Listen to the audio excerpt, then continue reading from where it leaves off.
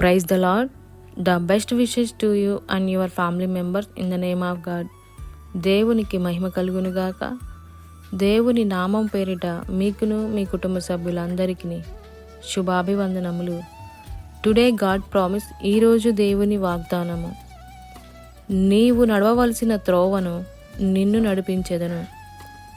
యెషయా గ్రంథము 48వ అధ్యాయము 17వ వచనం. Who leads you in the way you should go? Isaiah 48 chapter 17 verses.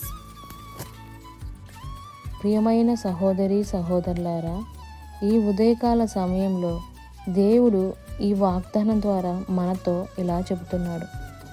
నీవు నడవవలసిన త్రోవను నిన్ను నడిపించుదును. దేవుడు మనల్ని ఇక్కడ ఒక క్వశ్చన్ అడుగుచున్నాడు. అదేంటంటే, నిజ జీవితంలో మనము దేవుణ్ణి మన హృదయపూర్వకంగా దేవుని యొక్క నడిపింపుని కోరుచున్నామా లేదా అని అడుగుచున్నాడు. కానీ మన హృదయ యొక్క నడిపింపు ఎలా ఉంటుందంటే, మనకి ఏదైనా అవసరమైనప్పుడు, ఏదైనా కష్టం వచ్చినప్పుడు, ఎలాంటైనా ఇబ్బందులైనా ఎదురైనప్పుడు తప్ప మనము దేవుని యొక్క నడిపింపుని కోరుకోము. అలాగా అయితే ఏ ఇబ్బంది లేకపోతే అసలు దేవుణ్ణి మనము గుర్తు తెచ్చుకోవడమే మానివేస్తాం. చాలామంది దేవునితో సంబంధం లేకుండా వారికి ఉన్న జ్ఞానాన్ని బట్టి, తెలివితేటలను బట్టి వారి యొక్క జీవితాన్ని నడిపించుకుంటూ ఉంటారు. అయినప్పటికీ వారి జ్ఞానము, తెలివితేటలు వారిని కాపాడలేవు. అయితే ఇజ్రాయేల్ ప్రజలు దేవుడు ఐగుప్తు దేశం నుండి కానాను దేశమునకు నడిపించి వారికి రాజుగా సమూయేలు ప్రవక్త న్యాయాధిపతిగా ఉన్నప్పుడు ఇశ్రాయేలు దేవుని కాకుండా వారికి రాజు కావాలన్నారు. అంటే వారికి ముందు ఉండి నడిపించడానికి రాజుని కోరుకున్నారే కానీ దేవుని యొక్క నడిపింపును వాళ్ళు కోరుకొనలేదు.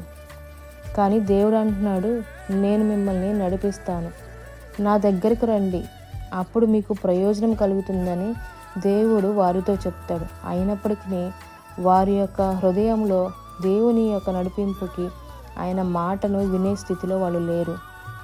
కాబట్టి వారు ఇశ్రాయేలు అరణ్య మార్గంలో 40 సంవత్సరములు దేవుడు వారిని నడిపించాడు. వారు ఏది కోరుకుంటే అది వారికి ఇచ్చాడు దేవుడు. ఈ యొక్క వాగ్దానం ద్వారా దేవుని యొక్క మాట ఏమిటంటే, నీవు నేను ఎలాగున్నాము, దేవుని యొక్క నడిపింపులో ఉన్నామా లేదా అని ఈ క్వశ్చన్ మనకి వేస్తున్నాడు.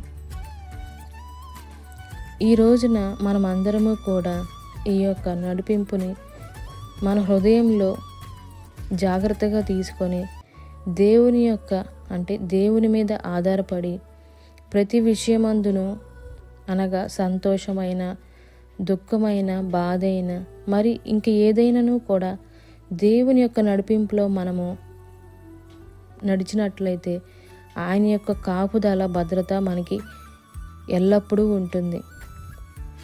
దేవుని యొక్క సన్నిధిలో మనం ఉండి ఆయన నడిపింపు కోరుకుంటే ఆయన మనల్ని నడిపిస్తాడు. ఈ యొక్క సంవత్సరంలో దేవుడు మనకి తోడుగా ఉండి ఆయన యొక్క చూపిన విధానం ప్రకారం మనం నడిచినట్లయితే మనకి ఎంతో ప్రయోజనకరము అని దేవుడు మాట్లాడుచున్నాడు ఈ వాగ్దానం ద్వారా. ఆ విధమైన దేవుని సన్నిధిలో మనము మోకరించి ప్రార్థిద్దాం. ప్రార్థన. కృపా సత్య సంపన్నుడైన మా ప్రియ పరలోకపు తండ్రి, మీకు ఎన్నో వందనములు, స్తోత్రములు. దేవా, ఈరోజు ఈ వాగ్దానం ద్వారా మాతో మాట్లాడినందుకు మీకు వందనములు. ఈ వాగ్దానం ఎంతమంది అయితే వింటున్నారో వారి జీవితంలోనూ, వారి కుటుంబంలోనూ, మా అందరి జీవితంలో నీ యొక్క చిత్తాన్ని, నీ నడిపింపును మా హృదయపూర్వకంగా నిండు మనసుతో అడిగి నీ సన్నిధిలో మేము వాటిని పొందుకొని ఆ విధముగా నడిచేవారముగా అట్టి యొక్క ఆత్మను, హృదయమును, మనస్సును దయచేయమని నజరేయుడైన యేసుక్రీస్తు అతి పరిశుద్ధ నామమున అడిగి వేడుకొనుచున్నాము తండ్రి. ఆమెన్.